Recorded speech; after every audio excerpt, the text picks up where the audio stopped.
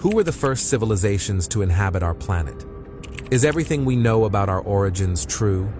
Is our history really what we know, or is there something else?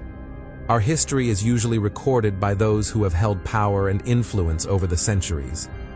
However, there was a time when primitive hunter-gatherers transformed into intelligent civilizations, creating remarkable monuments, calendars, and ancient writing. All of these developments have shaped our world today, and we are the descendants of these relatively intelligent beings. But what if there is more to it than meets the eye? What if the stories told by ancient civilizations of gods and angels, demons and great catastrophes are more than just tales?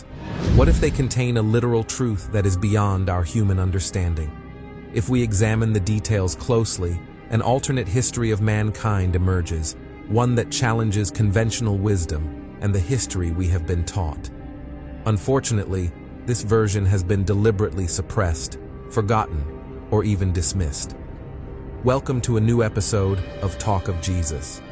In early 1946, in the area now known as the West Bank, a group of teenagers were tending their sheep near the ancient settlement of Qumran. As they were tossing around stones scattered across the sandy desert, something unexpected happened. When a stone was thrown into the dark depths of the cave, the teens were startled by a loud sound that resonated from within. Despite their slight fear, their curiosity led them to explore further, and what they discovered was truly remarkable. Inside the cave was a collection of large pottery vessels that contained a hidden treasure. Little did they know at the time, but these teens had made a historically significant discovery.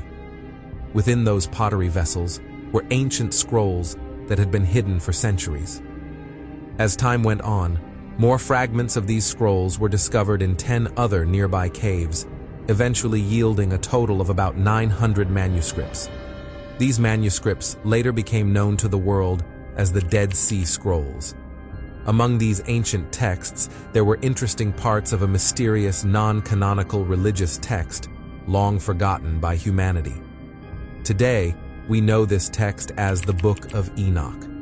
The Book of Enoch consists of 5 books: the Book of Watchers, the Book of Parables, the Astronomical Book, the Book of Dream Visions, and the Epistles of Enoch.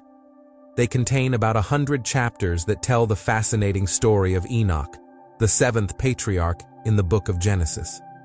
Enoch was the father of Methuselah and the grandfather of Noah, the famous biblical character. However, this story of Enoch is not the same as what we find in the Bible about Noah's Ark. Instead, the Book of Enoch provides a unique perspective on the events leading up to the Great Flood in Noah's time. It introduces us to the Watchers, who are described in biblical terms as fallen angels sent to earth in ancient times to monitor humans. One of the oldest legends surrounding Enoch portrays him as a pioneer of astronomy and the creator of the solar calendar. It is said that hundreds of sons of God, or gods, descended to earth on Mount Hermon. This mountain was of great importance to both the Canaanites and the Jews, who later invaded their lands. On its slopes, sanctuaries were built to worship Baal, Zeus, Helios, Pan, and the goddess Astarte. The term watcher is used to describe someone who watches, who is awake, or who is not asleep.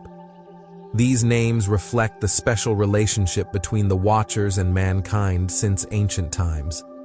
However, as time went on, they stopped being just Watchers and began mating with some humans, mostly women, resulting in what we know today as hybrids or crossbreeds. The Book of Enoch tells the story of the Nephilim, the children born from this crossbreeding between Watchers and humans. The Nephilim are described as gigantic and savage people who were a threat to mankind, or in simpler terms, extraterrestrial, cannibalistic giant creatures. Disturbed by the Watchers' actions, the powerful gods described in the book banished them to an underground prison within the earth. Enoch acted as a mediator between the gods and the imprisoned Watchers. This angered Jehovah even more, and according to the Bible, this union between fallen and mortal resulted in the creation of offspring that were half angel and half human. The book beautifully describes Enoch's incredible journeys between heaven and earth, where he flies with the angels and marvels at breathtaking rivers, mountains, and even the most remote corners of our planet. However, despite Enoch's efforts, the gods decided that due to the state of the world, both the earth and its inhabitants would suffer a punishment, a great flood. This flood exterminates the Nephilim and locks the Watchers in their prison. Prior to this event, Enoch is given the amazing experience of being taken to heaven in a magnificent chariot of fire. It is interesting to note that the Nephilim also appear in other parts of the biblical canon. In one account, the Israelites encountered these giants in a land where they were much larger than them, making the Israelites look as small as locusts. While many aspects of the Bible are often viewed as allegorical in modern times, this particular story reflects more of a philosophical myth rather than a strict historical record. However, it is notable that various religions and cultural traditions around the world also mention a great flood, and there is archaeological evidence supporting this event in Earth's history.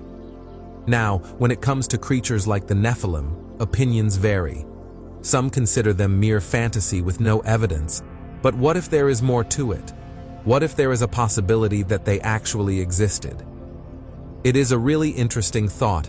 There are so many fascinating stories about giants in human history. Did you know that the famous explorer Marco Polo once wrote about a race of giants in Zanzibar? These giants were incredibly strong, able to lift the weight of 4 ordinary men. In modern Tangier, Morocco, locals also believe that their city was founded by a giant named Andius. Isn't that amazing? In Ireland, there is a myth about the Giant's Causeway, a remarkable site with 40,000 interlocking rock columns. According to legend, an Irish giant named Finn McCool built it to cross the sea to Scotland and challenge another giant. It is truly a tale of epic proportions. It is not only Norse legends that feature giants. Ancient Greek mythology is also filled with stories about them. It is interesting to think that these stories may have some basis in reality, given the records found in countless cultures. It makes you wonder if the Book of Enoch, often seen as a fictional myth, may actually be a manuscript rooted in real history. The concept of semi-divine heroes, who were partly god and partly mortal, emerged from ancient myths about alliances between gods and humans. The poet and writer Pindar beautifully described the heroes of the past as a race that bridged the gap between gods and humans. Isn't it incredible how these stories and myths give us a glimpse into the rich fabric of human history? Other sources mention fascinating experiments where scientists created extraordinary creatures by mixing animals from different and unrelated species. In modern philosophical mysticism, there are fascinating legends about the lost Atlantis. According to these stories, it is believed that the scientists of Atlantis bred hybrid races that were partly human and partly animal, who served as a slave race. Remarkably, similar accounts of these events can be found in the mythologies of ancient civilizations around the world, most notably among the Babylonians of the Middle East. One such legend is the story of Noah and the flood, which is said to have its origins in Babylonian and Sumerian myths. It is known that around 10,000 years ago, a catastrophic event occurred that dramatically changed early humanity. As the last ice age ended, agriculture emerged in the Middle East, marking a significant shift from a nomadic hunter-gatherer lifestyle to a settled farming one. It is quite interesting to note that the Book of Enoch has held great significance in both Christian and Jewish religious traditions for centuries. Many religious denominations consider this book to be sacred text. In fact, some even propose that the Book of Enoch may have inspired the Book of Genesis, as they have many similarities and overlapping stories. This raises the question, what really happened? And why was the Book of Enoch not included in the Bible? To understand why this question may seem less important today, let's go back to the early centuries after Christ's physical death. At that time, the Bible as we know it today, with its 39 Old Testament canon and 27 New Testament books, did not exist in its current form. Instead, there were numerous Gospels and theological texts that created a diverse Christian tradition. As Christianity spread, the growing Christian church was faced with a need for unity. To achieve this, they had to determine which texts should be considered divinely inspired and followed. This led to the establishment of an official canon. However, it is important to note that the canonization process was not as fraught as portrayed in Dan Brown's book, The Da Vinci Code. Contrary to the book's description, the Council of Nicaea in the 4th century did not shape the official Christian canon under the influence of Emperor Constantine and other high-ranking church officials. This historical inaccuracy should not diminish the importance of the canonization process. In short, while the question of why this matter may seem less important today is worth exploring, it is important that we base our understanding on accurate historical facts rather than fictional narratives. Let's not put the blame on Dan Brown alone, since the famous philosopher Voltaire also made a similar claim in the 18th century. While this story may not be entirely accurate in terms of facts, there is some truth to it. Influential members of the church did indeed exist, carefully selecting what would be included in the official biblical canon. They engaged in heated debates, labeled their opponents heretics, and undoubtedly sought to expand their power. This process, however, was not limited to a single council, but extended from the 1st to the 4th centuries. When the compilation of the Bible was finally completed, the Book of Enoch was regrettably left out. It is puzzling how such a meaningful and powerful text as the Book of Enoch could be left out. Were they not aware of its importance? To find the answer, we can explore other censored Gospels that were not included in the final version. Take, for example, the Gospel of Peter, which was discovered as a fragment in Egypt in 1886. This Gospel reveals the long-lost story of the resurrected Jesus emerging from the tomb, accompanied by 2 majestic angels and a floating cross on which is written, "And they heard a voice from heaven saying, 'You have preached to those who have fallen asleep.' And a response was heard from the cross, 'Yes.'" And let's consider the Gospel of Mary, the fascinating script where Mary Magdalene is listed not only as one of Jesus' disciples, but also as his lover, perhaps even his wife. In this Gospel, Peter wonders why he and the other disciples should listen to a woman named Mary, to which Matthew replies, "If the Savior has deemed him worthy, who are you to deny him? Certainly, the Savior knew him well. Therefore, he loved him more than us." Despite being censored and forgotten by many, the Book of Enoch never truly disappeared. Behind its incredible stories lies something deeper, something that goes beyond the ordinary and familiar. Regardless of whether it is part of the Christian canon or not, the ancient Greeks believed that Enoch and the god of wisdom, Hermes, were one and the same. But who was he? In the legends of the ancient treasuries, Enoch is depicted as the wise ruler of mankind, who ruled for exactly 243 years. He was full of wisdom, and the whole world sought his advice. According to the ancient Egyptians, Enoch was the architect of the Great Pyramid. Geographer and historian Taqi al-Din Ahmad writes in his work, "Let's create a version of the text that uses a more friendly tone in English. The friendly version should retain the original meaning of the input text, while conveying a warmer and more accessible tone. In a world of different cultures, Enoch was known by various names: Saurit, Hermes, Idris, and of course, Enoch. In Arabic, Idris symbolizes wisdom and lineage, while in Jewish and Christian beliefs, he holds an important position as the 7th ancestor among the 10 patriarchs before the Great Flood. Interestingly, Enoch was also the proud father of Methuselah, who amazingly lived to the remarkable age of 969 years, as mentioned in the Bible. In the book of Genesis, we come across Enoch, a mysterious figure mentioned only briefly. It says, "Enoch walked with God, then suddenly, he was no more, because God took him away." Just like that, he vanished without a trace. The name Enoch in Hebrew means initiated or enlightened, which hints at someone who possesses deep knowledge or wisdom. But what's really intriguing is that Enoch's story doesn't just fade away. Instead, it echoes through the traditions of almost every ancient civilization. Why does Enoch appear across so many different cultures and times? To find the answer, we need to go way back, even before the days of the Greeks, Egyptians, or Babylonians, maybe even as far as ancient Sumer. Sumerian texts tell us that a group of supernatural beings visited Earth long ago.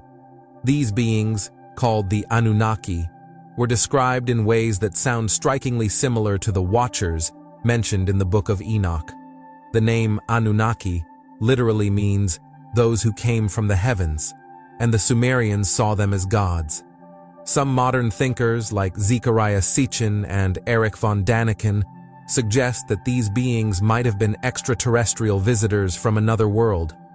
According to Sumerian stories, the Anunnaki, like the Watchers, began to mix with humans, creating a new race known as the Nephilim. These beings were said to be powerful and even caused a great flood, just as we see in the story of Enoch. It's almost as if these ancient texts are telling the same story, just in different words and from different perspectives. So, could it be that the Book of Enoch and other ancient traditions are just retelling the older Sumerian story of the Anunnaki? Or maybe this tale has been passed down, wrapped, and reshaped over time until it reached us in its current form. What's also fascinating is that the Book of Enoch is written in the first person, with Enoch himself claiming to be the author. He describes how, in the first month of his 365th year, two enormous men, unlike anything he had ever seen, appeared to him. It's almost as if Enoch wanted to make sure that future readers understood that these were his own experiences. Now let's take a step back in history to the Agrarian Revolution, around 10,000 BC. This was when humans transitioned from hunting and gathering to farming and settling down. By 9500 BC, in the region we now know as Kurdistan, people were growing crops like barley and wheat and domesticating animals like goats and sheep. Interestingly, the Kurdish people have ancient stories claiming they are descended from the children of the jinn, or children of the spirits. Could this be a reference to the ancient interbreeding between the Anunnaki and humans? The ancient Near East, often called the cradle of civilization, is where some of the first human societies took shape. In this region, specifically in Mesopotamia, the earliest city-states emerged. The Sumerians and Akkadians who lived there were pioneers. They created the first written language, studied the stars, and even built libraries. Later, the Babylonians and Assyrians carried on their legacy. In the myths of all these ancient peoples, there are tales of gods descending to earth to share their knowledge and skills with humans. In the Book of Enoch, an ancient text, Enoch describes the mysteries of lightning and thunder. Some believe this could be an ancient way of talking about energy and electricity. This idea makes us think of Nikola Tesla, a modern inventor who famously said, "If you want to find the secrets of the universe, think in terms of energy, frequency, and vibration." It might seem surprising, even hard to believe, that the incredible stories of the Watchers, the Anunnaki, and the Nephilim, beings mentioned in ancient myths, have been largely forgotten. The Sumerians, who first told these tales, have also been overlooked or even deliberately removed from the story of ancient civilizations. Texts like the Book of Enoch, along with others like the Gospel of Mary and the Gospel of Thomas, were excluded from the Bible. Considering how these stories challenge our understanding of human history by offering a new perspective on who we are, it's perhaps not shocking that they were left out. However, these stories haven't disappeared entirely. Take the well-known story of Adam, Eve, and the Garden of Eden. If we read this story as a metaphor rather than literally, we see interesting parallels with other ancient texts, like the Book of Enoch. In the Bible, God creates Adam to care for the earth, similar to how the gods sent the Watchers in Enoch's story. God creates Eve from Adam's rib, and together they represent the union between the Watchers and human women. In the Garden of Eden, Adam and Eve can eat anything except the fruit from the tree of knowledge.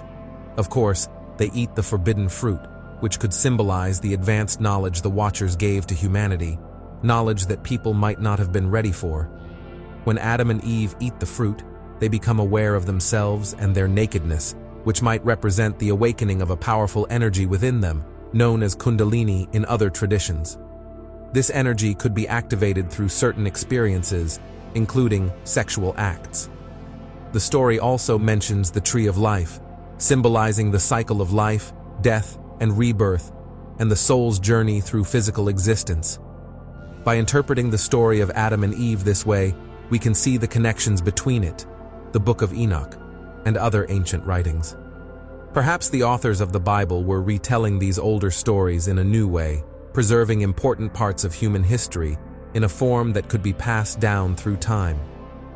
This way, even though the original stories might change, their essence would survive, allowing us to remember our past, not just as humans, but as beings connected to a larger cosmic story.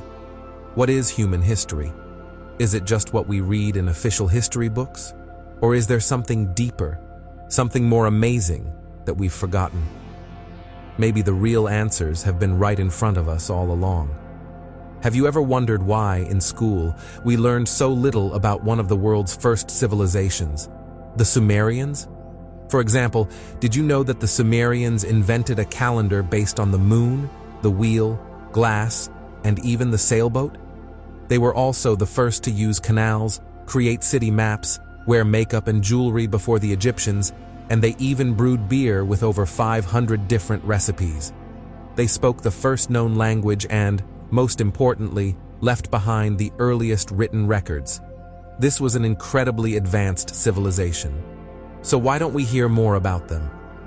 If we truly understood our history, we might be better prepared for what lies ahead. Yet, historians and archaeologists still debate which was the first civilization and where we really come from. Could it be that human civilization was created by gods called the Anunnaki? In today's episode of Talk of Jesus, we'll explore this intriguing possibility together. The Sumerians were responsible for some of the most advanced inventions, yet we often talk about them as if they were part of some ancient myth. But if we look closely at their stories, we might discover a completely different version of our existence. Here's what they had to say about the origins of our civilization. In 1949, British archaeologists unearthed 14 ancient tablets in Sumer, now recognized as the oldest known records, dating back to the 24th century BC. These tablets contain stories that echo the myths of other civilizations, but with a fascinating twist. They mention a supreme being, a father of every beginning. According to these records, Adam, Eve, and the Garden of Eden didn't originate from Earth. The first two tablets describe who these beings were and where they came from, while the third through sixth tablets detail the days of creation. The texts suggest that the human race was genetically modified by these beings, meaning our evolution wasn't just a matter of chance. The Sumerians believed that all their technology and knowledge came from these celestial beings. Long before the Greek and Egyptian gods, the Sumerians in Mesopotamia worshipped these gods. The chief god, An, ruled over all the other gods, who were called the Anunnaki. According to Babylonian myths, there were 300 Anunnaki guardians of the heavens and 300 Anunnaki guardians of the underworld. According to ancient texts, about 445,000 years ago, beings known as the Anunnaki came to Earth. At that time, Earth was inhabited by only wild animals and a primitive version of early humans. The name Anunnaki means those who came from heaven to Earth. They were said to live on a distant planet called Nibiru, which orbits our solar system every 3,600 years. Nibiru is described as a massive planet, much larger than Earth, with a red color due to its iron oxide surface. It was once a lush green planet like Earth, but over time, its inhabitants' activities turned it into a fiery, burning world. The name Nibiru translates to the point of intersection, or a door, and it's believed to be an artificial asteroid, possibly hollowed out and used as a spacecraft. According to the Sumerian tablets, Nibiru's atmosphere began to deteriorate, making it uninhabitable. To fix this, the Anunnaki needed a precious resource: gold. Interestingly, modern science has shown that nanoparticles of gold can repair and restore the ozone layer, acting as a radiation shield. This might explain why NASA uses gold foil on their spacecraft. In 2008, an amazing discovery was made in a cave in the Iraqi desert. A tomb filled with gold treasures was found, including a black stone sarcophagus with Sumerian inscriptions. Inside, scientists discovered a 3-meter-tall giant adorned with gold jewelry. The body appeared so well preserved that it looked as though the giant had just fallen asleep. Many believe this could be one of the Anunnaki, one of the ancient gods. Scholars have noticed strong similarities between the myths of the Anunnaki and the Nephilim, another group of beings mentioned in ancient texts. In 1971, a scholar named Edward Lipinski analyzed several ancient writings, including an old Babylonian version of the Epic of Gilgamesh. These texts provided clues about the real location of the Anunnaki's sanctuary. Lipinski discovered that this version of the Epic of Gilgamesh identifies Mount Hermon in Lebanon as the dwelling place of the Anunnaki. The story describes how Gilgamesh and his companion Enkidu ventured into a sacred cedar forest where they encountered Humbaba, the guardian of the god's proclamation, and found the Anunnaki's sacred home. In other mythologies, different locations are suggested as the home of the Anunnaki. However, Lipinski's research points to the southern forests of the anti-Lebanon mountains as their true abode. Ancient texts often mention a mountain hidden by a cedar forest, guarded by Humbaba, as the dwelling place of the gods. This suggests that the southern part of the anti-Lebanon mountains, particularly Mount Hermon, was considered the home of the Anunnaki. This mountain was seen as a cosmic connection between heaven and earth. The same idea is found in the Book of Enoch, where the sons of God gather on Mount Hermon, the mountain of the gods. Hermon Peak is located at the southern end of the anti-Lebanon mountain range, straddling the borders of Syria and Lebanon. The highest point of Hermon reaches 2,132 meters, and the area is rich in ancient altars and sanctuaries. Interestingly, some of these sacred sites were still in use during the time of Constantine the Great. When the Anunnaki arrived on Earth, they had incredibly long lifespans, living for thousands of years. They set up a gold mining station called Eridu, also known as Earth Station 1, in the Persian Gulf, under the leadership of Enki. But the Anunnaki weren't alone. They brought with them another race known as the Igigi, who worked like slaves, mining gold for the Anunnaki. These stories match the descriptions on Babylonian tablets from the 18th century BC, which talk about humanoid gods carrying out heavy labor. The great Anunnaki made the Igigi do all the hard work. After centuries of toil, the Igigi grew tired of their harsh treatment and decided to rebel against the Anunnaki, thinking they could overthrow their masters. Unfortunately for them, they were wrong. Their rebellion was crushed, almost wiping out their entire race.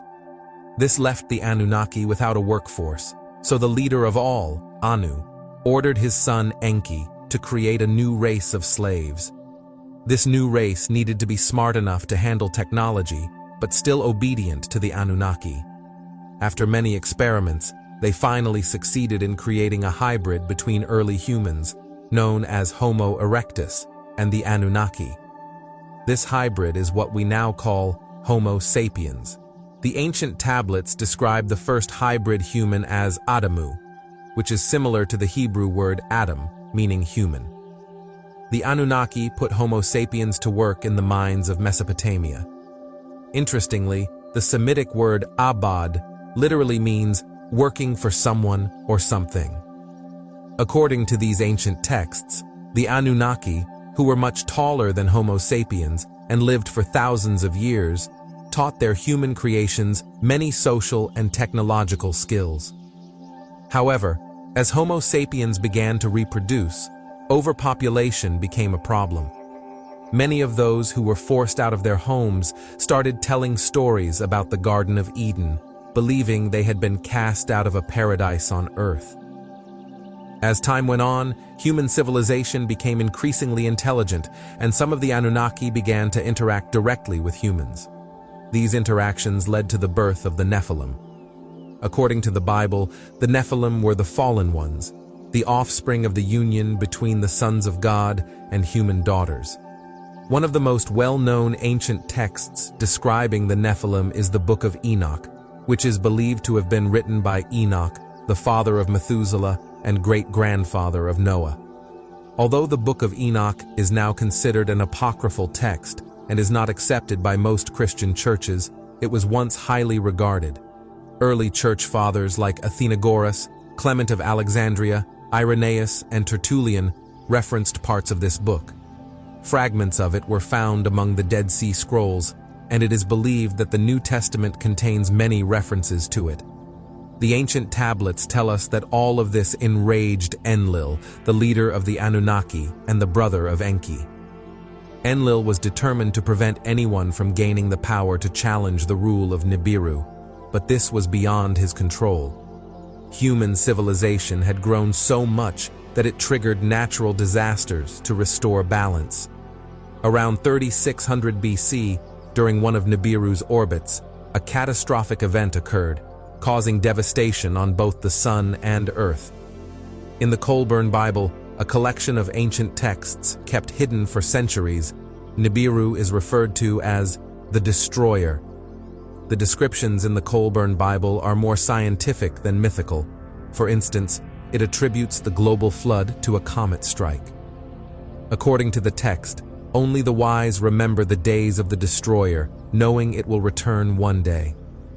The Destroyer is described as a bright, ever-changing entity with a body of flames. The tablets describe a catastrophic event that occurred when Nibiru approached Earth. First, black spots appeared on the surface of the sun, weakening Earth's magnetic field and causing the ice to melt. This event is now known as the Great Flood. In the days leading up to the flood, Nibiru was seen as a shining star in the night sky. Enlil, aware of the impending disaster, chose to leave Earth, seeing it as an opportunity to wipe out those he deemed unworthy. However, many of the Anunnaki decided to stay and observe the Great Flood from their heavenly boats, which they described as circling the Earth. During this time, massive glaciers at the South Pole began to melt, causing tsunamis that swept across the Earth, reaching as far as the gold mines in Africa. The floodwaters continued to rise until they engulfed the city of the gods, one of the first places where the Anunnaki lived, now possibly submerged in the Persian Gulf. Concerned for the survival of their creations, Enki instructed a select few to build boats to survive the flood. One of these chosen individuals was Noah, who, along with his family, led humanity into a new age. A powerful storm with heavy rains began, and the wild waves didn't stop for 7 days.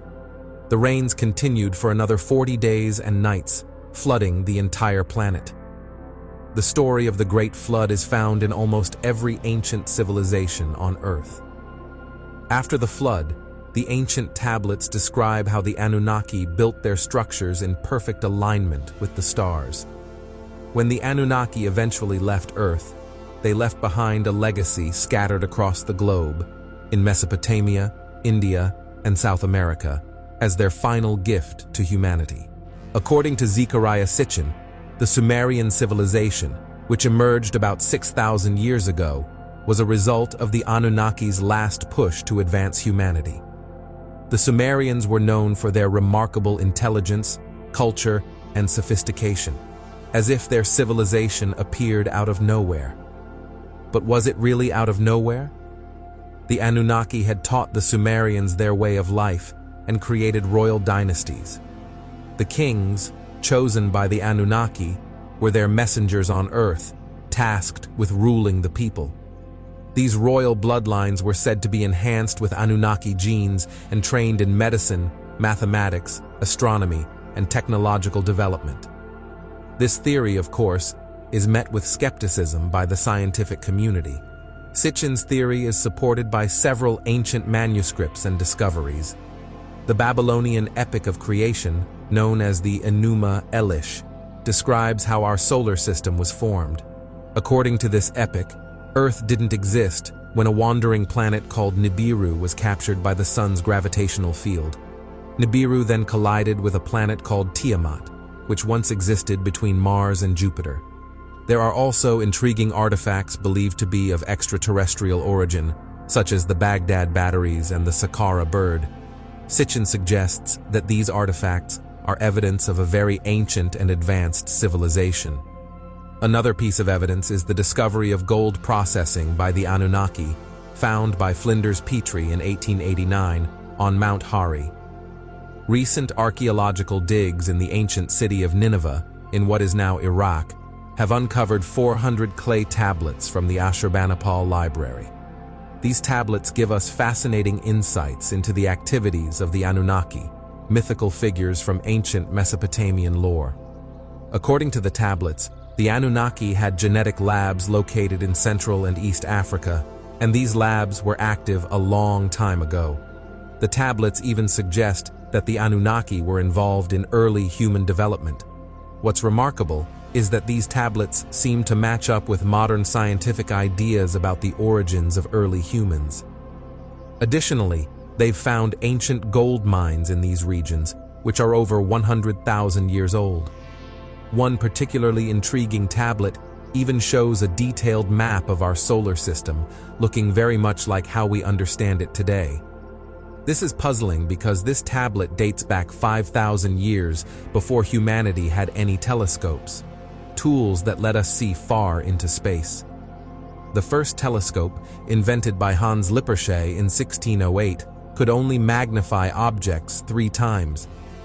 It wasn't until Galileo Galilei improved the design in 1609 that we began to study the stars more effectively.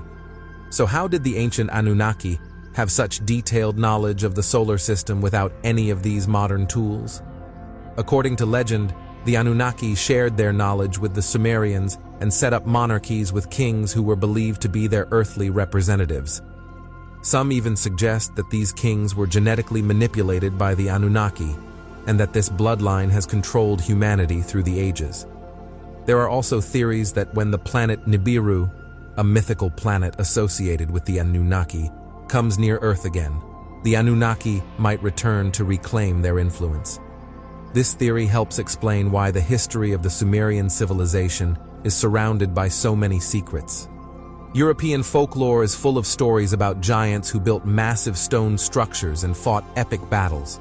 Giants appear in myths from all over the world and throughout history. Many mainstream scholars think these giants are just myths, and that bones once thought to belong to giants actually belong to large prehistoric animals. But maybe there's more to these stories than we're led to believe. Let's explore what the Bible says about giants. According to the Bible, after a great flood, there were 36 tribes of giants fighting for control of the Holy Land. These giants were believed to be descendants of the Nephilim, who were created from a mix of fallen angels, known as Watchers in the Book of Enoch, and human women. The gods sent the flood to wipe out these giants and restore human civilization, but some Nephilim survived. One such tribe was the Amalekites, who came from southern Arabia and later moved to what is now Israel. They were thought to be direct descendants of the Nephilim. The Bible also mentions other giant groups, the Emim, who lived in what is now Jordan and were similar to the Anakim, the Zamzumim, another giant tribe known by the Ammonites, and the Rephaim, who lived in the region of Palestine and Moab. The prophet Isaiah even mentioned that the Lord had destroyed the Rephaim and erased their memory, although places like the megalithic Wheel of Spirits and the Valley of the Rephaim in Israel still bear their names. In the 1930s, Giant bones were discovered on Mount Carmel in Israel, but they mysteriously disappeared, and the focus shifted to new finds of Neanderthal bones. Some speculate that the authorities didn't want to acknowledge these bones as possibly belonging to Nephilim or their descendants. The Bible names 22 giants, including famous ones like Goliath, who was from Gath and described as being 6 cubits and a span tall, around 9 feet. He was heavily armored with a bronze helmet, scale armor, bronze greaves, and carried a bronze javelin. The story of David and Goliath, often told to children today, was once thought to be based on real events. Goliath, the giant warrior David defeated, is just one example of ancient stories about giants. Another famous giant from history is Gilgamesh, who lived nearly 5,000 years ago and was both a hero and a powerful king of the ancient city of Uruk. The Epic of Gilgamesh, a poem about his adventures, is the oldest known epic poem and includes a flood story similar to the one in the Bible. Gilgamesh was said to have extraordinary strength and was depicted as a towering figure, sometimes holding a lion. In these depictions, he appears to be about 5 meters, 16 feet, tall. In ancient Egypt, there are also intriguing tales and images of giants. Hieroglyphs on temple walls sometimes show pharaohs as much larger than normal people, which could hint at giants or just be artistic exaggeration. In 1881, Professor Timmerman discovered tombs with skeletons that seemed to belong to a prehistoric race of giants near an ancient temple of Isis. The smallest skeleton was over 7 feet tall, and the largest was about 11 feet tall. Later, in 2001, Howard University archaeologists found a giant skeleton with a large skull in western Giza, but its discovery was quickly covered up. Some massive ancient structures, like the stone blocks in Baalbek, Lebanon, and Mount Shoria in Siberia, are so large that it's hard to understand how they were moved. These giant stones fuel theories that giants might have been involved in their construction. For example, the southern stone at Baalbek weighs an astonishing 1,242 tons, and some stones in Siberia are estimated to weigh over 3,000 tons. Stonehenge, the famous monument in England, was possibly originally called the Ring of the Giants. The name Stonehenge came later and means hanging stones. In Syria, large footprints found at the ancient temple of Ain Dara suggest a giant who was at least 4 to 6 meters tall might have walked there. In 2005, Russian scientists claimed to have found graves of giants near these footprints, but they couldn't dig them up due to various problems. Giants are a fascinating part of many cultures around the world. They appear in Celtic, Greek, Roman, Hindu, Buddhist, Scandinavian, and Japanese folklore. For example, in Irish mythology, there are tales of giant sea dwellers called the Fomorians, led by a giant named Balor. According to legend, these giants arrived in Ireland after surviving a great flood. Some people think Balor and his followers might have come from the lost city of Atlantis. In ancient Britain, which includes England, Scotland, and Wales, there are many mysterious stone structures, like Stonehenge, and legends say they were built by survivors of Atlantis. Ancient Britain was once called Albion, named after a giant king from Atlantis. Some scientists think that if Atlantis was once part of Ireland, it might have sunk due to a flood caused by a comet, and that the giants who survived might have helped build these ancient monuments across Europe. When explorers from Spain began traveling to the Americas, they reported seeing giants as well. Spanish navigators and famous explorers like Sir Francis Drake and Captain John Smith wrote about encountering people much taller than the local natives. Captain John Smith described one group of giants called the Susquehannock as great and well-proportioned men, which made them appear like giants to him. In 1519, Spanish explorer Alonso Álvarez de Pineda mapped the northern Gulf of Mexico coastline, discovering a large city and around 40 villages near where the Mississippi River flows into the Gulf. He described the local tribes as having 2 distinct groups, one of giants, about 10 to 11 palms tall, and another of pygmies, only 5 or 6 palms tall. One of the most intriguing giant tales from the age of exploration comes from the famous Portuguese explorer Ferdinand Magellan. Between 1519 and 1522, Magellan led an expedition to find a route to the Maluku Islands in the East Indies, which were crucial for the spice trade. This journey resulted in the first successful circumnavigation of the globe. While reaching the southern tip of South America, in a region known as Patagonia, Magellan's crew had a surprising encounter. According to Antonio Pigafetta, Magellan's official chronicler, they saw a giant on the shore. Pigafetta wrote, "We saw a giant who was dancing, leaping and singing on the shore. He was so tall that even the tallest of us came only up to his waist. The giant was well proportioned, and our captain named the people of this land Patagonia."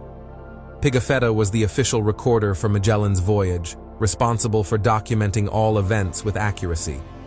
Given his role and duty to provide a truthful account, his description of the giant raises questions about its authenticity. Was this a factual account or a tall tale?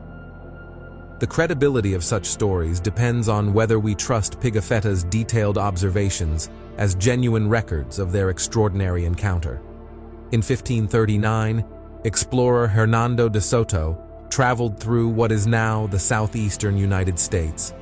During his journey, he reported encountering tribes led by giants. One notable giant he described was Chief Tuscaloosa, who was said to be a towering figure in western Alabama, much taller than anyone else. Another explorer, Francisco Coronado, also claimed to have met tribes of giants while searching for the legendary city of El Dorado in the southwest. Similarly, Bernal Diaz del Castillo, who served under Hernán Cortés during the Spanish conquest of Mexico, wrote about giants based on stories from the Tlaxcaltec Indians. According to these accounts, the giants were tall people with large bones who once lived in the area. The locals said these giants were hostile and had bad customs, which led to conflicts and their eventual disappearance. To prove their existence, the natives even showed the conquistadors a giant's leg bone, which was as tall as an average man. Despite many accounts of giants from the age of exploration, these stories have faded over time. However, some evidence remains, like megalithic structures and carvings. One striking example is the giant footprint found in South Africa in 1931 by a farmer named Stoffel Katsi.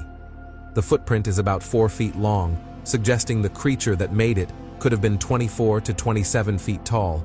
Locals call it the God footprint, or Goliath's footprint, and stories of ancient giants persist in the region.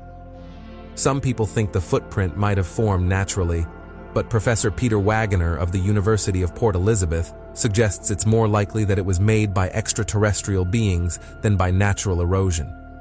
Based on historical accounts and discoveries, it's possible that giants may have existed in the past. In the 19th and early 20th centuries, there were frequent newspaper reports about giant skeletons being found in the United States. Stories like the discovery of a skull of heroic size in the Red River valleys were common. However, today, such reports are rare, and if a giant skeleton is found, it is often kept secret. Could there still be giants living in remote areas, hidden from the world? This question becomes even more intriguing when considering a famous incident from 2002. According to classified reports revealed on a popular radio show, U.S. soldiers in Afghanistan encountered a giant. The story goes that a squad went missing, and a special operations team was sent to find them. They discovered a large cave with broken military equipment and bloodstains. Inside, they encountered a 13-foot-tall, red-haired humanoid with double fangs.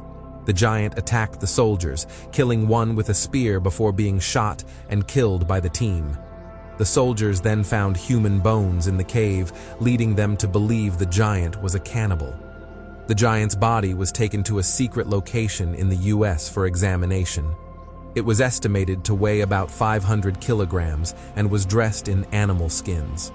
This raises the question, if one giant was found, could there be more hidden away in the world? Some people believe that giant skeletons are buried and kept secret by governments, while others think giants are just myths and legends. Regardless of what you believe, Giants are a captivating topic, and there's still much we don't know about them. Whether giants are real or just part of our imagination, exploring their stories and theories keeps the mystery alive. It's important to stay open-minded and continue researching to uncover more about these fascinating legends. The Temple of Atfu, located between Luxor and Aswan in Upper Egypt, holds fascinating evidence from ancient times. Built between 237–257 BC, this temple's walls contain texts that are thought to describe the origins of the cosmos. Professor Raymond from the University of Manchester suggests that these texts include hidden references to mythical events, connecting the temple's construction to ancient myths. The temple was believed to be a creation of the gods, reflecting and continuing a mythical temple that existed since the beginning of the world. In ancient Egyptian thought, the beginning of the world might refer to a time called Zep Tepi, the First Age. During this time, wise men are said to have recorded their knowledge in a lost book called the Description of Mounts of the Ancient Times, which detailed sacred locations along the Nile. The temple inscriptions mention a group of 7 wise men who were believed to have built temples and sacred cities, including the pyramids of Giza and the sacred hill of Heliopolis, from which the first sunrise was seen. The Egyptian god Thoth, known for his wisdom, is said to have helped build these mythical temples, including the pyramids, as described in his emerald tablets. However, modern archaeologists know little about these 7 wise men, except that they played a crucial role in the ancient sacred site's origins. The ancient texts also describe a primordial flood, similar to the biblical flood of Noah, from which the first hill emerged. The legend of the 7 wise men appears in various cultures, which raises the question, did they really exist, or are they part of ancient myths? Some scientific literature suggests that these 7 sages emerged after a natural disaster as bearers of knowledge. This widespread and detailed presence of the 7 wise men in different legends is intriguing and invites further exploration into their true origins. One of the most famous stories is the flood myth, where a god decides to destroy a corrupt civilization. In the Bible, the story of Noah in the Old Testament describes how he and his family survived a great flood that wiped out humanity. Similar stories exist in many cultures, often featuring a chosen few who are warned of the disaster. If we strip away the mythical details, these stories might reflect real historical events about humanity's past. However, pinpointing the exact time of Noah's story is challenging. Since 1872, discoveries have suggested that the biblical flood story may have roots in older sources, such as Egyptian mythology involving deities like Min and Set.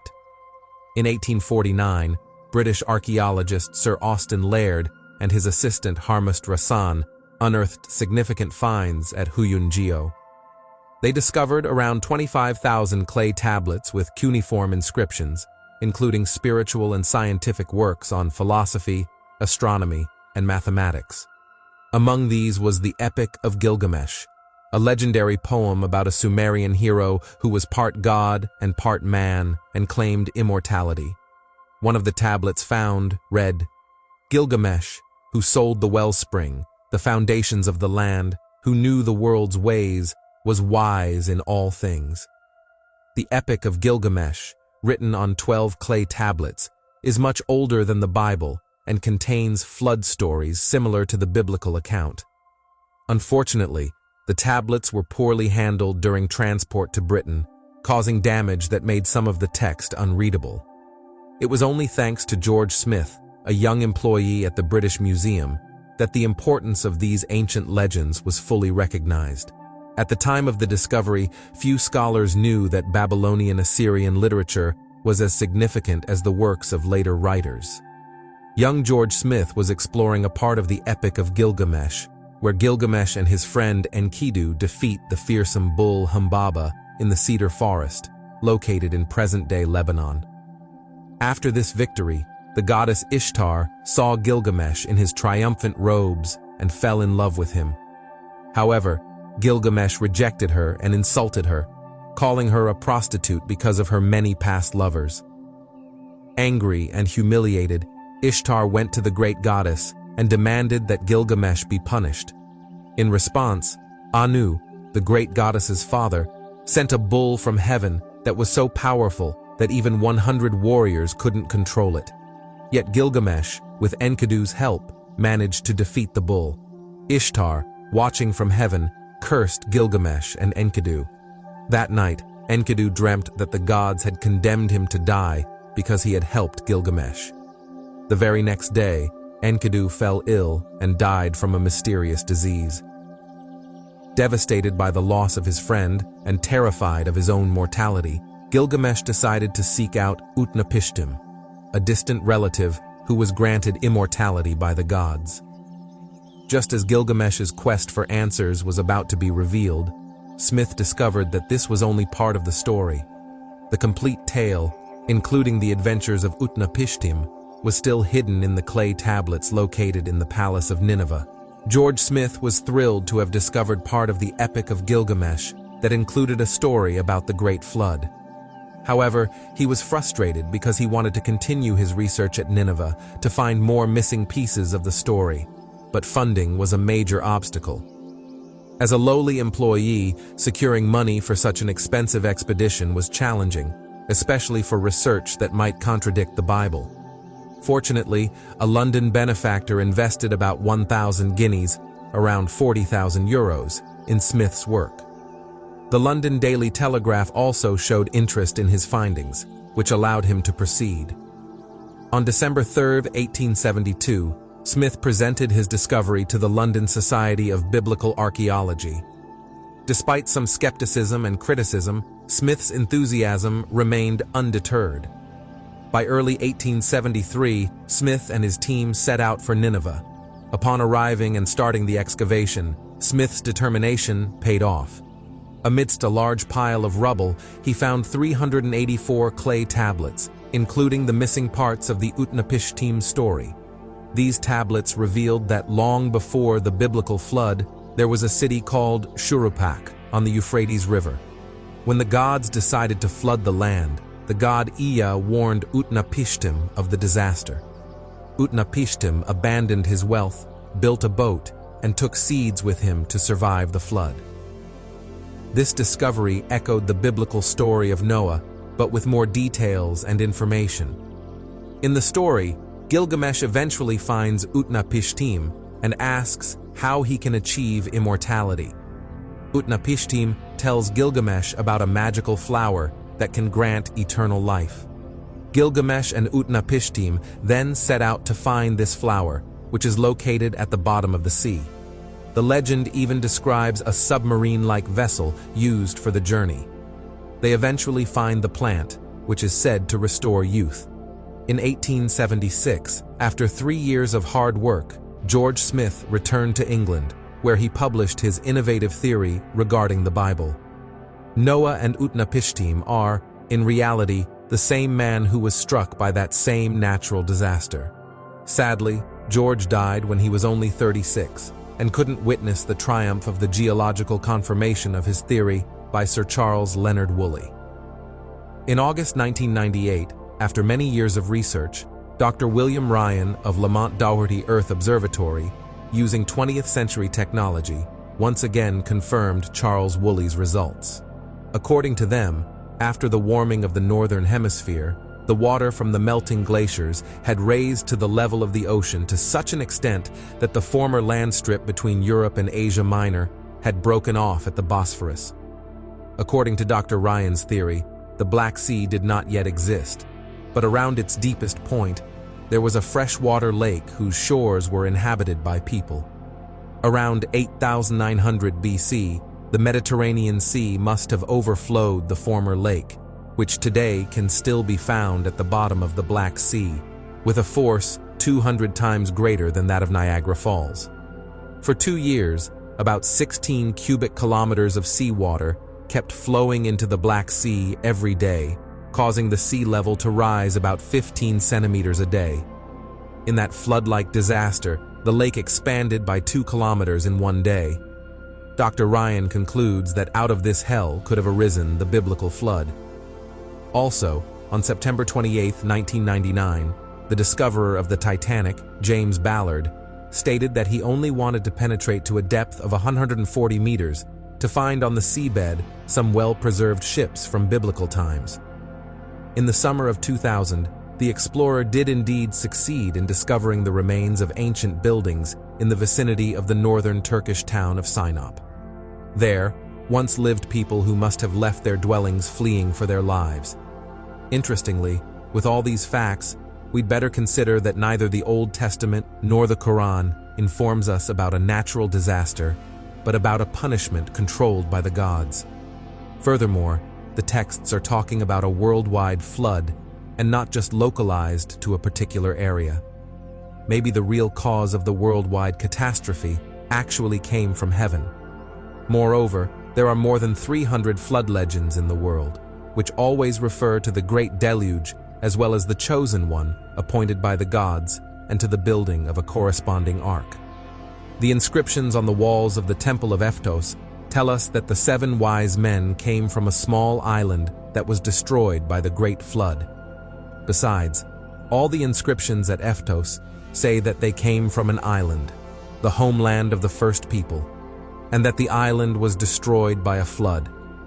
Most of the inhabitants drowned, and the few survivors settled in Egypt, becoming the builder gods who worked in primal times. The biblical story of Noah is well known for its account of a great flood that covered the earth, Noah's Ark, and the preservation of life through this cataclysmic event. Whether the Bible's account is accurate, or whether there's a more mysterious or historical story behind it is a question many people explore. Some believe the Noah story might have connections to older myths or historical events, and these connections can reveal intriguing insights into ancient civilizations. One such intriguing figure in ancient myths is Thoth, a major deity in Egyptian mythology. Thoth, often depicted with the head of an ibis, a bird sacred to the Egyptians, was considered a god of wisdom and time. He is linked with various names and legends, including thrice great Hermes and Hermestris Megistus. In these stories, Thoth is credited with immense knowledge and magical powers. Thoth is particularly associated with the Great Pyramid of Giza, where legends suggest he played a role in its construction. The ancient Egyptians believed Thoth had a library in Heliopolis, an ancient city, which contained secret knowledge and information about hidden tunnels. He is said to have possessed magical items, such as a mirror that could see far away and a bird that could hear and sing about distant news. According to the myths, Thoth arrived on Earth with his ship and was responsible for establishing laws and guiding human civilization.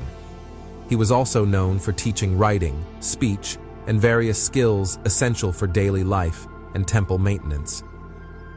Thoth's wisdom was thought to encompass everything from arts and crafts to agriculture.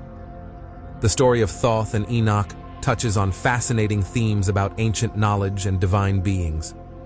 Thoth, who in Egyptian mythology was associated with wisdom and magic, and Enoch from the Bible, who had direct interactions with divine beings, the Elohim, are often seen as key figures in ancient wisdom and mythology.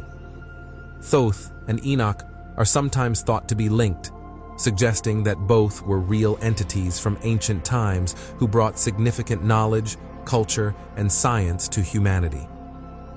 Some legends describe these figures as having contact with gods and even leaving Earth in flying machines. This idea reflects a broader theme in ancient myths, where divine beings or advanced entities interacted with humans and then departed, leaving their civilizations in transition or turmoil. One such myth describes a future where the Egyptian gods abandon Egypt, leaving it in a state of decay. This idea is captured in stories predicting that Egypt will eventually lose its divine protection and become a land of tombs and corpses rather than temples and worship. The myths about a great flood are not unique to the Bible. Similar stories appear in Egyptian mythology. For instance, the goddess Mate Veret, or the Great Tide, is associated with a flood-like calamity. The Harris Papyrus and inscriptions in the Temple of Edfu recount a high tide that bears resemblance to flood myths found in the Old Testament and the Epic of Gilgamesh. These stories often involve gods or divine beings calming the waters and restoring order, reflecting themes of divine intervention in times of chaos. The Egyptian myth of the heaven cow, linked with Pharaoh Ramses II and translated by Professor Eric Hornung, describes a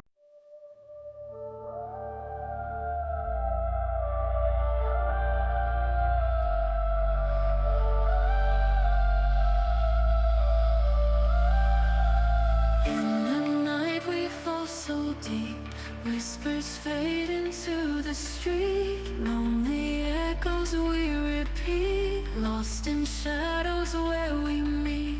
Voices soft like velvet air, secrets floating everywhere. Feel your heartbeat like a prayer, two souls tangled in despair. In the shadows we fade.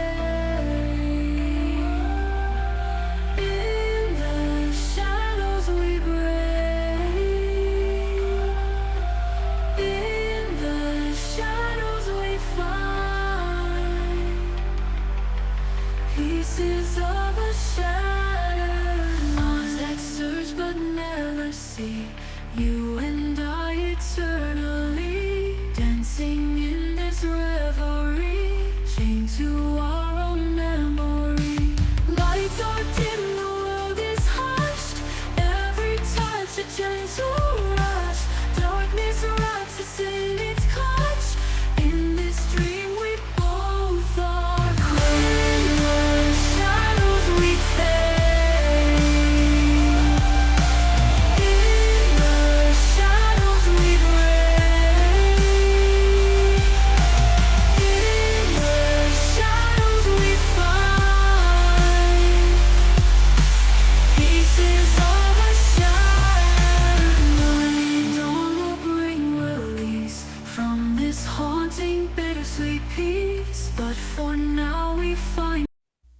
Here are many reasons why the modern Christian, and even the modern theologian, may hesitate to give to the doctrine of Christ's second coming that emphasis which was usually laid on it by our ancestors.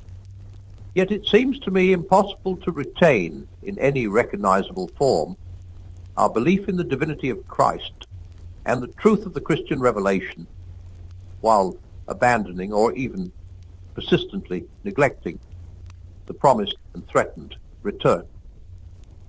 He shall come again to judge the quick and the dead, says the Apostles' Creed. This same Jesus, said the angels in Acts, shall so come in like manner as ye have seen him go into heaven. Hereafter, said our Lord himself, by those words inviting crucifixion, shall ye see the Son of Man coming in the clouds of heaven. If this is not an integral part of the faith once given to the saints, I do not know what is.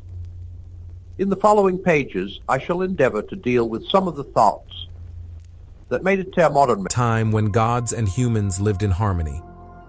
This harmony ended not because of the gods' actions, but due to human actions.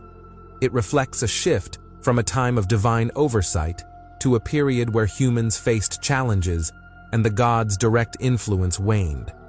The idea that humanity might have deserved a great flood is reflected in various ancient myths and legends. For example, the Egyptian myth involving Horus describes a time of great upheaval and divine intervention around 18,000 BC. According to this myth, the god Ra was old and in need of help. His grandson, Horus, stepped in to fight against Ra's enemies, who had caused significant turmoil. Horus used a flying machine and various magical weapons to defeat these adversaries, including a mysterious weapon called the Divine Eye of Ra. In these myths, the Divine Eye of Ra is depicted as a powerful force, sometimes thought to be a separate entity that could be used to execute orders or search for specific targets. This mythical weapon symbolizes divine authority and the ability to enforce justice. Similar themes of divine dissatisfaction and punishment appear in Mesopotamian mythology. The gods in Mesopotamian tales initially created humans to bring harmony and order. However, tensions arose when some gods formed relationships with human women, which led to complaints from other gods. The increase in human population and their behavior displeased the gods, leading to the decision to impose a catastrophic event. These stories from both Egyptian and Mesopotamian myths illustrate how ancient cultures viewed their relationship with the divine and the consequences of human actions. The Great Flood in these myths often represents a divine response to humanity's perceived failings or overreach, serving as a narrative about maintaining cosmic balance and order. The Mesopotamian and Egyptian myths about floods and divine intervention offer rich, interconnected narratives that reflect how ancient cultures perceived their relationship with the divine and the impact of human actions. In Mesopotamian mythology, there's a story where gods like Enlil and possibly Ra, identified as Ia, become frustrated with humanity's behavior. This frustration leads to a series of divine punishments. Initially, humanity suffers from diseases and fever, prompting pleas for relief from Ra, Ia. However, as people continue to proliferate and cause further divine dissatisfaction, Enlil, alongside other gods, imposes drought and famine, which last for 7 years. During this period, the situation deteriorates so badly that people even turn against their own protectors. Interestingly, the astronomical evidence from Mesopotamian cuneiform tablets suggests that the Great Flood mentioned in these myths might have occurred around 1,000 years earlier than the flood described in Egyptian legends. This aligns with scientific findings about the end of the last ice age and the melting of glaciers, which could have caused significant flooding. After the flood, most of humanity is said to have perished, and the survivors faced a return to a more primitive state, characterized by cannibalism and a reliance on hunting and gathering. This reflects a dramatic shift from a previously advanced civilization to a more rudimentary existence. These myths and their connections illustrate how ancient peoples interpreted natural disasters and societal upheavals through their religious and mythological frameworks. They provide a fascinating glimpse into how ancient cultures understood their world and the forces they believed controlled it.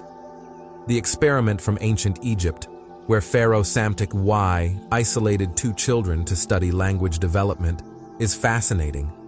It highlights the critical role of social interaction in language acquisition.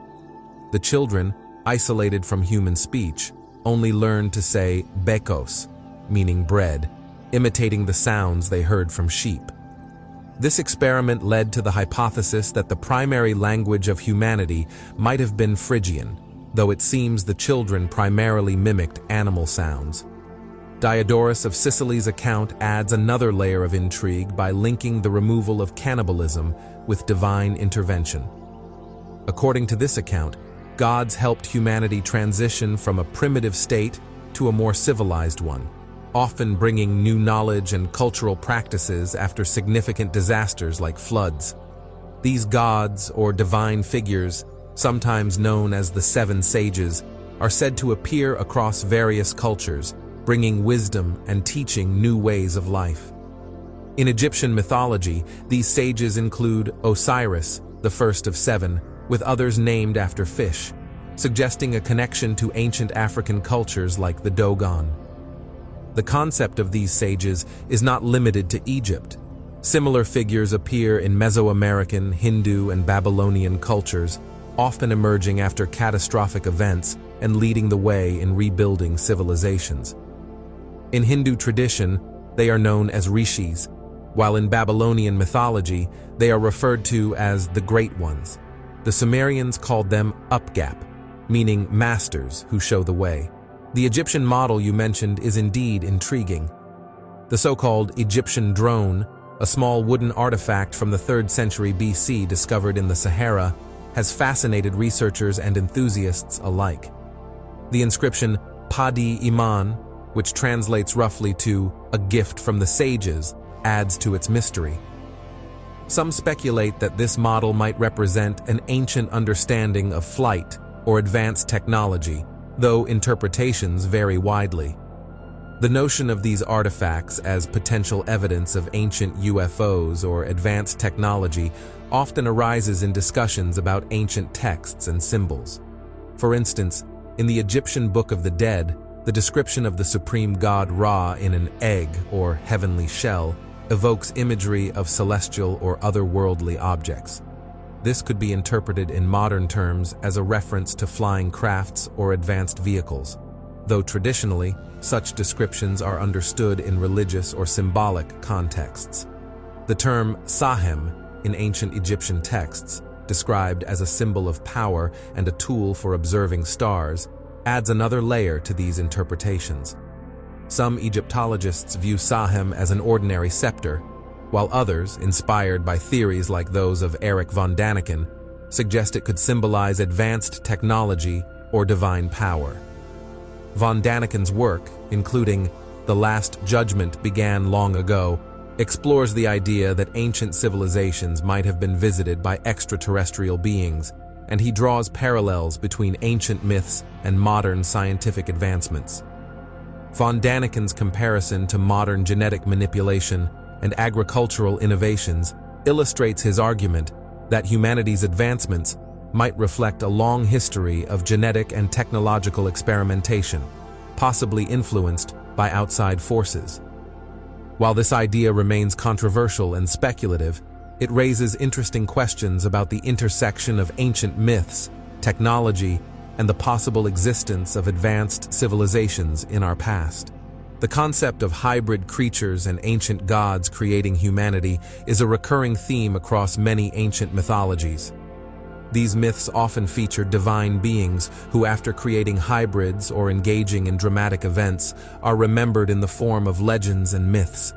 In many cultures, such as the Aztecs, Maya, Egyptians, Sumerians, and others, there are stories of gods descending from the sky, creating humanity, and guiding or supervising their development. These gods are often depicted as using advanced knowledge or technologies, sometimes linked to the extraction of precious metals like gold. In ancient Egypt, gold was referred to as the skin of the gods, reflecting its sacred status. The idea that ancient gods came to Earth to mine gold is prominent in Sumerian texts. According to these texts, humans were created to work in gold mines for the gods, specifically the Anunnaki. These myths suggest that ancient civilizations were deeply connected with extraterrestrial or divine beings who influenced their development. There are also claims about ancient sites and artifacts, such as those in Bulgaria, being linked to the earliest gold mines and the origins of human civilization. The Magura cave calendar in the Balkans, with its ancient imagery, is thought to date back over 9,000 years and suggests an early understanding of astronomical cycles. In Babylonian and Sumerian legends, the seven sages, often depicted as ancient and wise figures, are said to have existed before a great flood and contributed to the construction of sacred cities like Uruk. Mandurana, a king who lived before the flood, is associated with the planet Nibiru and the Anunnaki, the beings from whom the Sumerians claimed to have received their advanced knowledge. The Book of Enoch also connects with these themes, describing Uriel, a significant figure who reveals cosmic secrets to Enoch and provides him with heavenly tablets. These texts reflect a broader tradition of celestial beings guiding humanity through complex and often cataclysmic events, shaping the development of civilizations.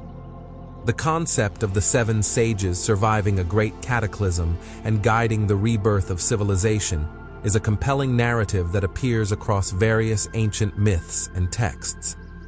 These figures, often depicted as enlightened beings, seem to serve as a link between divine or advanced beings and the new age of humanity following a major disaster.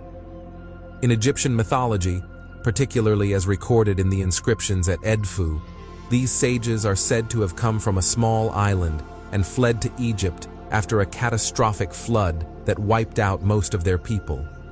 The survivors are then credited with bringing knowledge, and building the foundations of a new era. This aligns with similar stories from other cultures, where wise figures or gods emerge from destruction to establish new civilizations. The persistence of these stories across different cultures and epochs suggests that ancient peoples shared a common set of themes or experiences related to great catastrophes and the role of divine or advanced beings in guiding humanity through them. The idea that these ancient accounts might reflect a deeper, perhaps lost knowledge of humanity's origins and destiny is both intriguing and humbling. Texts like the Emerald Tablets, the Book of Enoch, and others indeed contribute to the notion that ancient civilizations had a profound understanding of the world and their place in it. Whether these accounts are viewed as historical records, allegorical teachings, or a mix of both, they continue to inspire curiosity and debate about the nature of our past and our role in the universe. The seven sages from Edfu and similar figures across mythologies invite us to explore these ancient narratives and consider their possible implications. They challenge us to think about how ancient knowledge and stories might connect with our understanding of history and our place in the cosmos. Thank you for sharing these fascinating insights, and I look forward to further discussions on this topic. Keep exploring and questioning the mysteries of the past, as they often hold keys to understanding our present and future.